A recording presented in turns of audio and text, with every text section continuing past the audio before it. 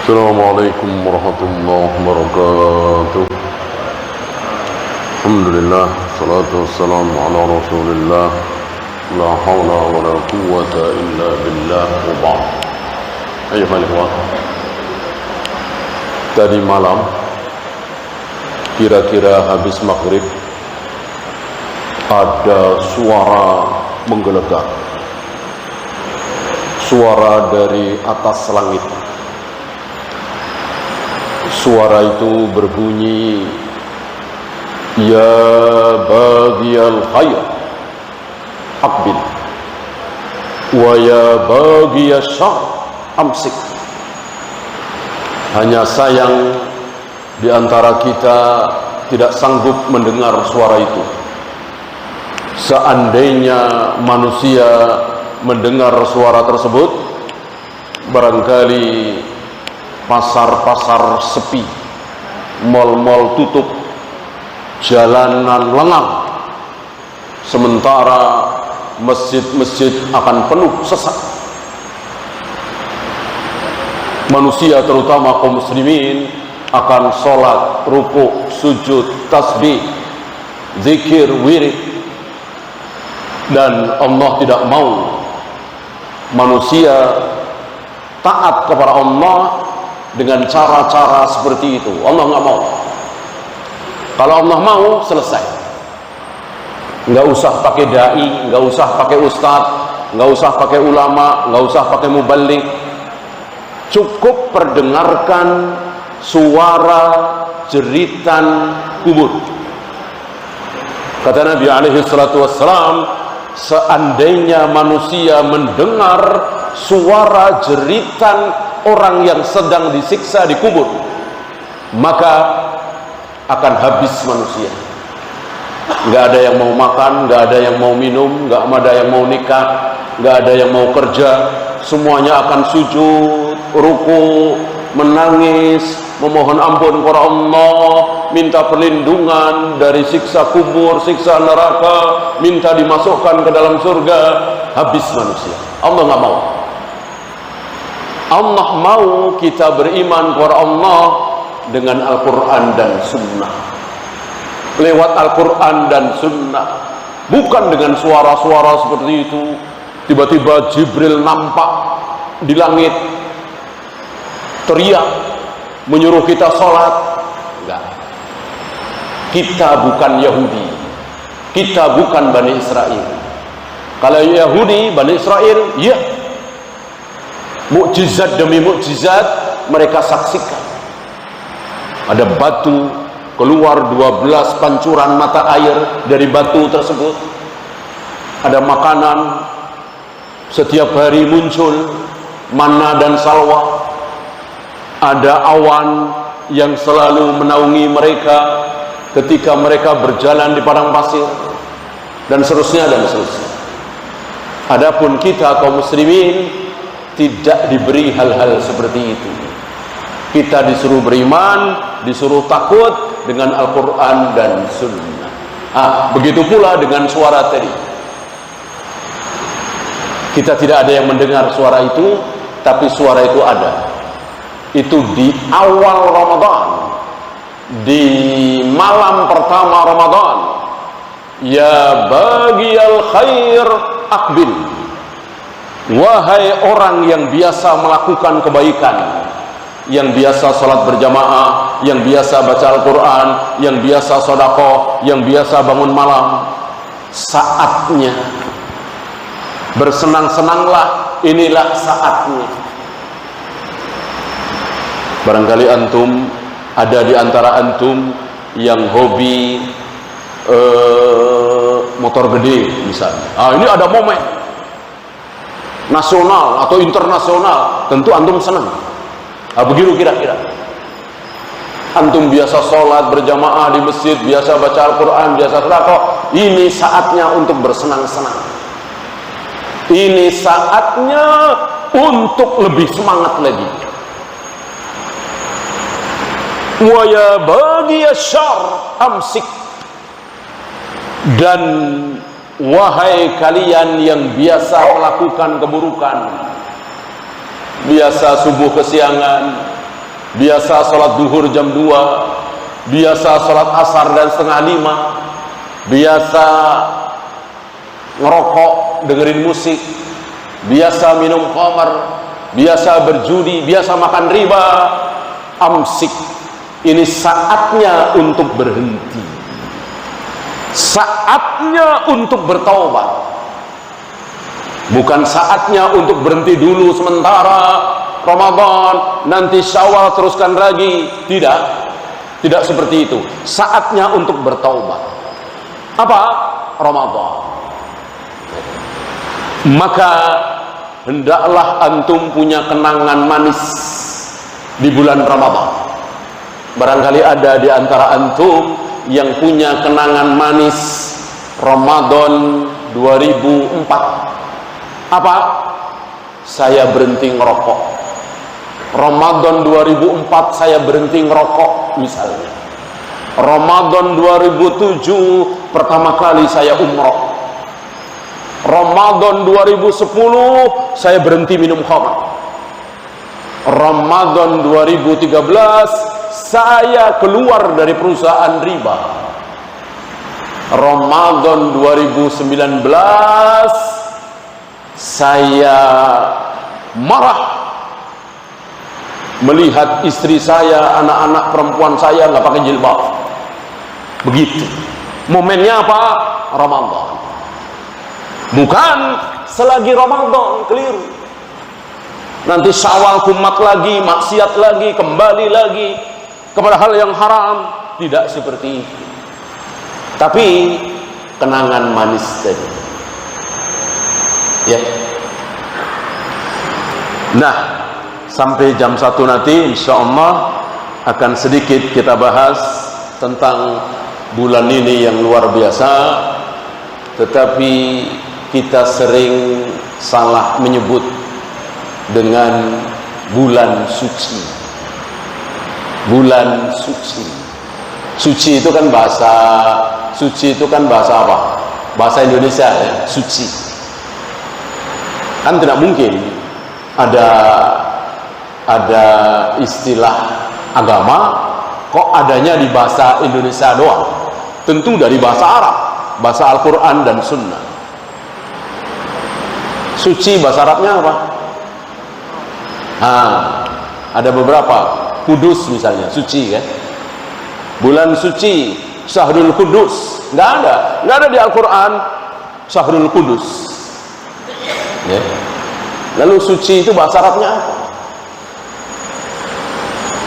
Tazkiyah misalnya, nggak ada Syahrul Tazkiyah. Ya. Mungkin mereka sedikit keliru mengartikan Syahrul Haram. Nah, haram bisa diartikan suci. Kan tanah haram, Mekah Madinah disebut tanah suci. Adakah bulan haram? Ada bulan haram. Apa bulan haram? Dzulqa'dah, Dzulhijjah, Muharram, Rajab. Bulan yang tidak boleh berperang. Ramadan? Enggak. Ramadan bukan bulan haram. Bahkan perang Badar terjadi di bulan Ramadan. Beberapa peperangan yang dilakukan oleh Nabi SAW itu di bulan Ramadan. Maka Ramadan bukan bulan haram. Maka kalau suci itu terjemahan dari haram, Ramadan bulan suci, salah sekali. Sangat keliru. Ya.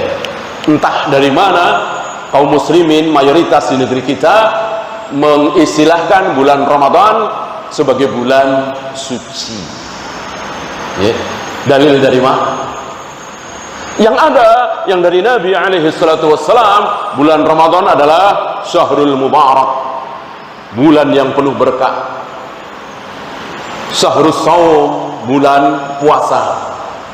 Syahrul Quran, bulan Al-Quran. Karena Rasul dan para sahabat, tabi'in, atba'ut tabi'in, para salaf ketika masuk di bulan Ramadan memperbanyak tadarus Al-Quran, belajar Al-Quran, mengajar Al-Quran.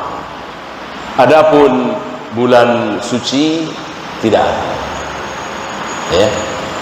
Tidak ada dalil menyebut Ramadan sebagai bulan suci. Kita bahas yang salah-salah saja ya. Antum sudah puasa dari subuh sampai maghrib, yang membatalkan adalah ini itu, insya Allah sudah pada benar. Ngapain dibahas ya? Membahas itu sesuatu yang kita belum benar. Kalau sudah benar, ngapain dibahas ya? Ada sabda Nabi SAW yang sedang kita saksikan kebenarannya.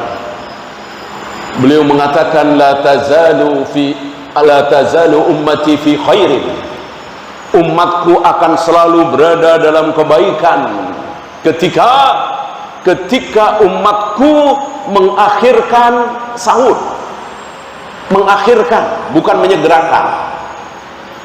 Mengakhirkan sahur 10 menit sebelum subuh, 15 menit sebelum subuh, 7 menit sebelum subuh baru makan sahur. Ini umatku akan selalu berada dalam kebaikan. Bukan 1 jam sebelum subuh, 2 jam sebelum subuh. Bukan kebaikan. Apa yang disabdakan oleh Nabi SAW sedang kita saksikan kebenarannya. Umatku akan selalu berada dalam kebaikan ketika umatku mengakhirkan sahur. Sahur mendekati subuh. Nah, kebaikan itu apa sih? Kebaikan itu adalah sejahtera, aman, makmur, menang, menjajah, bukan dijajah. Kalau dijajah tidak baik. Masuk kaum muslimin dijajah oleh orang kafir baik? Masuk kaum muslimin miskin, terpuruk baik? Itu tidak baik. Dan betul-betul sedang kita saksikan ya. Di saat kaum muslimin terpuruk, di saat kaum muslimin mayoritas jadi kuli, karyawan, yang jadi bos orang-orang kafir, di saat kaum muslimin dijajah, yang menjajah orang kafir, di saat kaum muslimin terlunta-lunta, orang-orang kafir kaya raya, antum bisa saksikan apakah mayoritas kaum muslimin makan sahur dekat subuh apa jauh dari subuh. Antum bisa saksikan. Jangan-jangan antum mengamalkan ya. Kalau antum dengar cerita orang tua antum, nenek antum, kakek antum, termasuk kakek saya, nenek saya, sering saya dengar cerita makan sahur jam berapa? Jam 2, jam setengah 3 makan sahur. Bahkan sampai hari ini banyak saudara-saudara kita yang makan sahur jam setengah 3, jam 3, padahal subuh setengah 5 lebih, jam 5 kurang seperempat, jam 5 kurang 17 ya. Dan betul sekali, kaum muslimin tidak seperti kaum muslimin zaman sahabat, tabi'in, atba'ut tabi'in.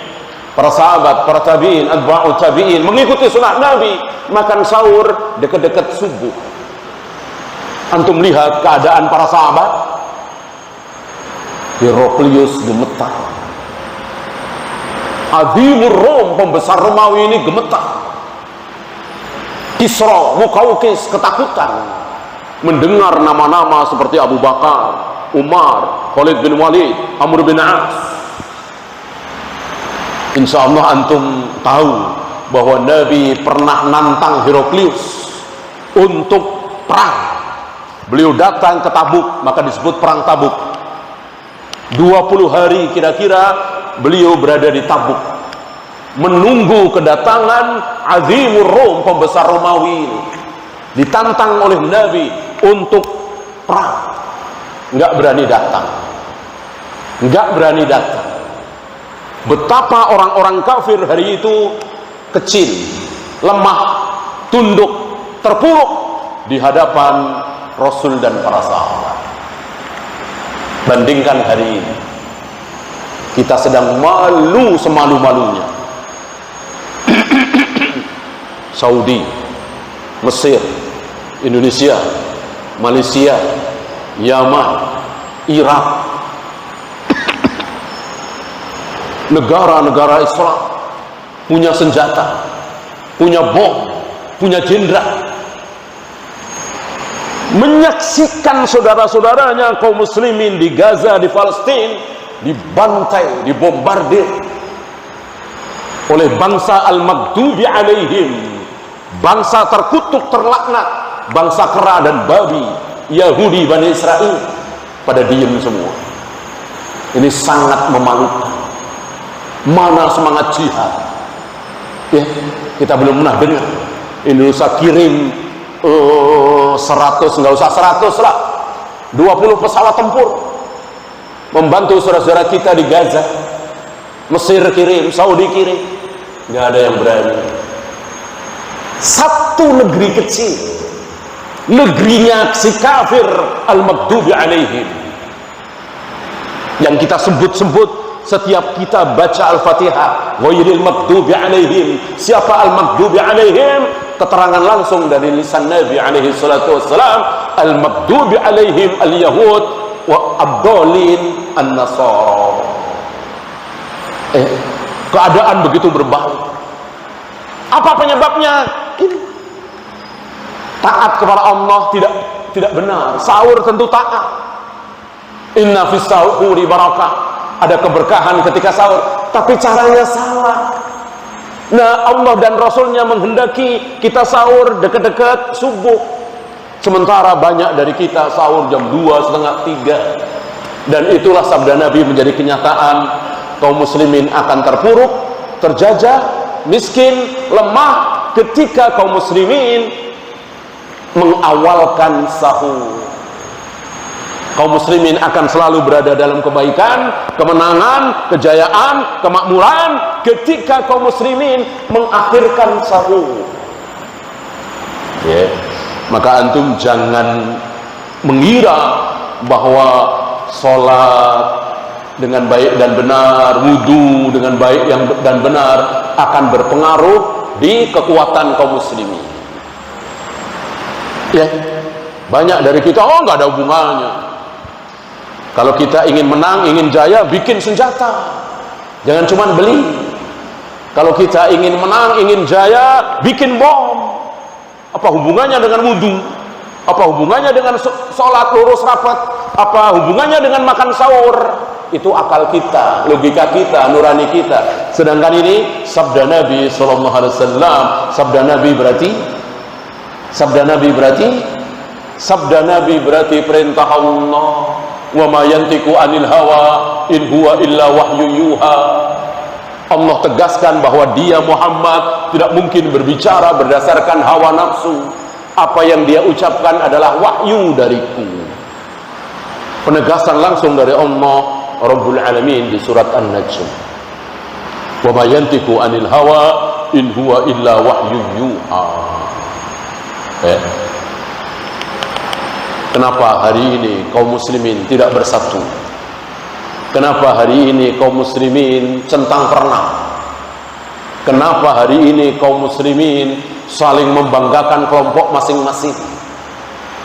Bahkan adanya negara Islam ini, negara Islam ini, negara Islam ini, negara Islam ini bukan sebuah keutamaan tertinggi, kan jadi pecahan. Antum tahu sebabnya? Sebabnya adalah kaum muslimin ketika sholat, bahu tidak menempel bahu sebelah, mata kaki tidak nempel mata kaki sebelah. Kalau saya yang ngomong, antum boleh nggak percaya. Kalau cuman ulama, kiai, Imam Syafi'i, Imam Bukhari, boleh antum nggak percaya. Tapi ini Nabi alaihi salatu wassalam, luruskan saf kalian, rapatkan saf kalian. Kalau tidak, Allah akan cerai-beraikan persatuan kalian. Rupanya persatuan kaum muslimin, kekuatan kaum muslimin diawali dari lurus dan rapat ketika sholat. Nah, sekarang bagaimana mau bersatu? Kaum muslimin tidak lurus dan tidak rapat ketika sholat berjamaah.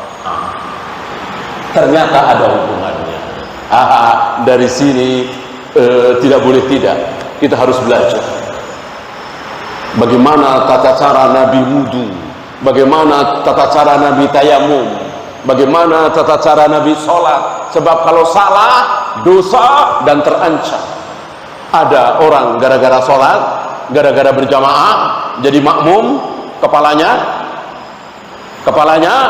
dirubah menjadi kepala keledai. Baddalallahu ra'sahu ra'sal himar. Lalu udah capek-capek sholat jadi makmum, bukannya dapat pahala, dapat surga, malah kepalanya dirubah menjadi kepala keledai. Kenapa? Karena dia sering mengangkat kepala duluan sebelum imam. Dia bergerak rukut duluan padahal imam belum Allahu Akbar. Dia bergerak sujud duluan padahal imam belum mengucapkan Allahu Akbar atau berbarengan. Padahal para sahabat mengatakan, kami tidak berani menggerakkan badan untuk sujud sebelum kami melihat Nabi betul-betul sudah sujud, sudah mencium tanah, istilah kita. Inilah para sahabat, ya. Maka betapa sesatnya saudara-saudara kita yang membahas tentang ekonomi Islam, membahas tentang persatuan Islam, membahas tentang daulah Islamiyah, tapi tidak membahas masalah sholat, masalah wudu, masalah tawaf, masalah sa'i.